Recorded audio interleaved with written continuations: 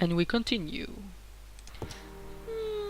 Okay, so apparently the phone doesn't work, so I guess we could go back and see the newspaper about if there is like a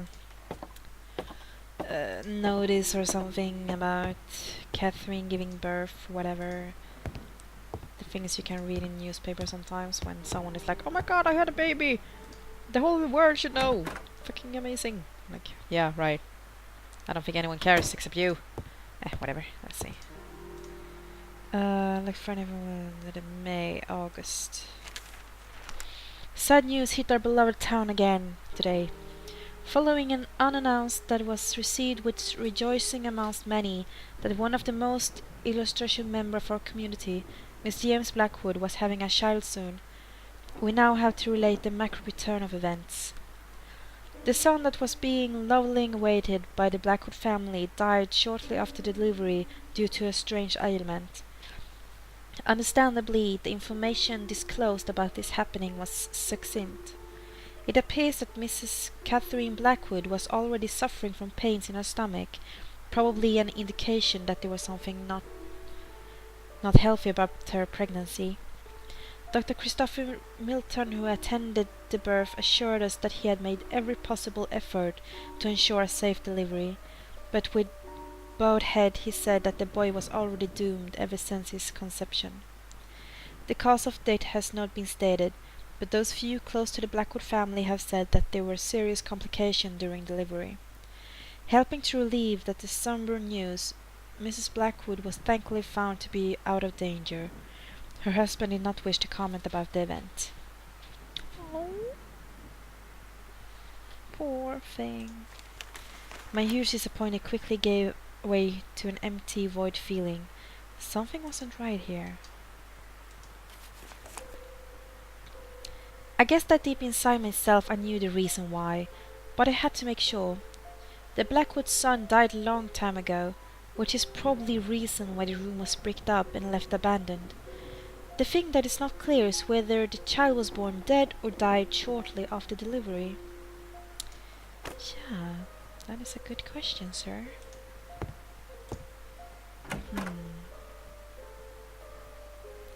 But to be honest, does that really matter? Well, in a way, I guess it does, but... Oh, wait, no, I don't know. I have no idea what I'm talking about.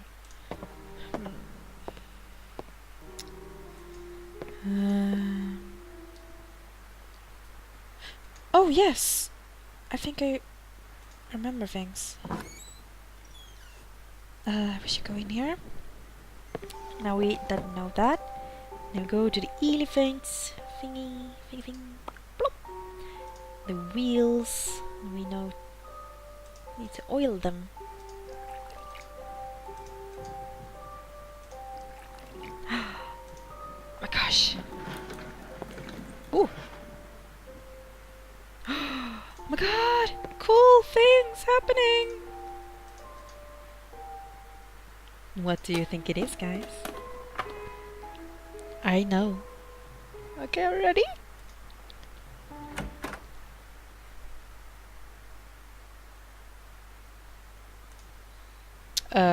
Can't really see anything. Oh, sorry.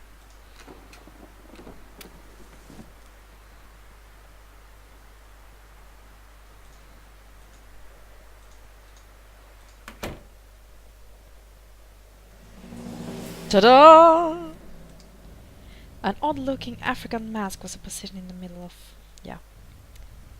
What mask do you think it is, guys? It looks really ominous. There's another mask in there, I think. The corner was dark, too dark to investigate. But I want to read the papers. Can we lit it, maybe? I don't think we can.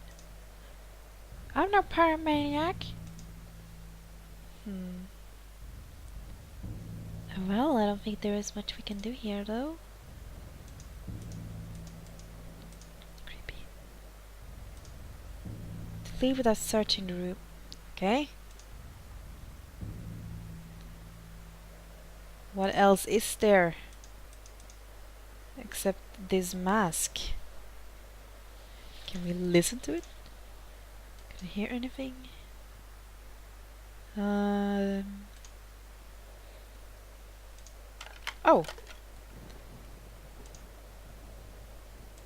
Now we can read. June the 3rd. My recent research on the Dalmar have shed some light upon their terrible activities. I understand now that the lack of existing information about them was not only a cause of their small size and rarity, but also a reluctant, a rather superstitious attitude towards their nature. Even some of the most important historians of South Africa will refuse to mention the name, usually referring to them as the war tribe. After digging into some of the most obscure books I could find about the subject, I must admit now that reading them made me very nervous and uneasy, bringing back the memory of those horrible acts I witnessed on that day. I can't understand why any human being, uncivilized or not, would behave in such manner. War among savage tribes is of course very common and a recurring theme in history, but the Dalmar, they went even beyond war. Usually a tribe will engage in battle, conquer new territory, or perhaps defeat an enemy. They did it for the sole reason of destruction and an extreme love for violence. The account of their action is downright scary. They'd invade villages, slaughtering every inhabitant without regard for their sex or age. Men, women, children would inevitably perish by their fury and hate, which is, I think, the most unsettling element of the stories. They didn't use any weapons. They killed villagers with their bare hands and teeth as they were drawing power from an unearthly source. I find it hard to believe this, and if I hadn't seen them with my own eyes, I'd say that they were some kind of wild legend. Once they slaughtered every living thing in the village, they burned it to the ground, every single construction or possession of the fallen villagers, proof that they definitely were not interested in conquering or even taking some advantage of the terrain. Their motives were moved solely and purely by an incredible despisal of life and hatred towards anything that wasn't from their village. That is another curious thing. They somehow managed to sustain a constant population level, as if they controlled exactly the amount of people needed for an attack, but at the same time warrant survival using their few existing resources. I fear this wasn't some kind of wondrous organization system, but rather an elimination process of a useless member or an unnecessary child. I dare not think about it, but I'm afraid this would explain why they didn't need to hunt for food. They feasted upon themselves. Now I know the mask I took stands for, and I shiver at the thought of it. I must confess I'm worried. I don't know why, but I fear for my life. You fucking idiot! Why would you steal the freaking mask? Seriously. Dear Christopher, please excuse the tune of this letter. I know I must sound like a raving madman, but I truly can't find a proper way to put together all the thoughts that have been taking my sleep away these past days. There's a reason behind all those recent advertises. It's the mask, Christopher. It's that mask I told you about. I wouldn't believe it myself if I hadn't studied its origins on my own, but it's really the source of all my suffering. The tribe it belonged to, I must confess I didn't take the mask by appropriate means, and I fear this might have unleashed some terrible wrath against my life and everything that surrounds me. It's been over a year since I witnessed the most outrageous acts of violence that not even my worst nightmares could have imagined, and the mask was the epicenter of it all. What I was thinking of when I took it is beyond me. It was probably a vicious streak of greed, but I can't see clear now. But I can see clear. Fucking hell.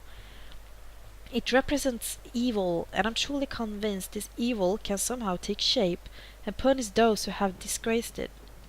I did, and now I must face the consequences. I will take some more time to investigate this. I might even go back to South Africa to seek help. although something tells me not even returning the mask would do any good. The damage is already done, and I believe it's getting worse as the days go by. Every time I walk past the gallery, I can hear some incessant odd chatter, as if something was being plotted inside. And those voices, Christopher, they seem to be angry. Please help me. Come and see me as soon as you can, James. You fucking idiot. Yes. Stupid.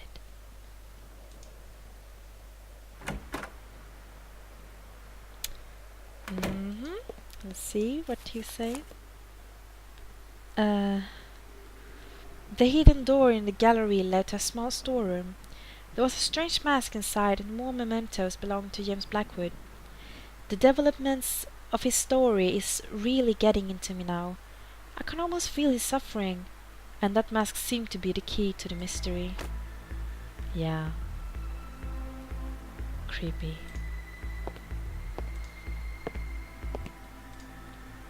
I see you next time!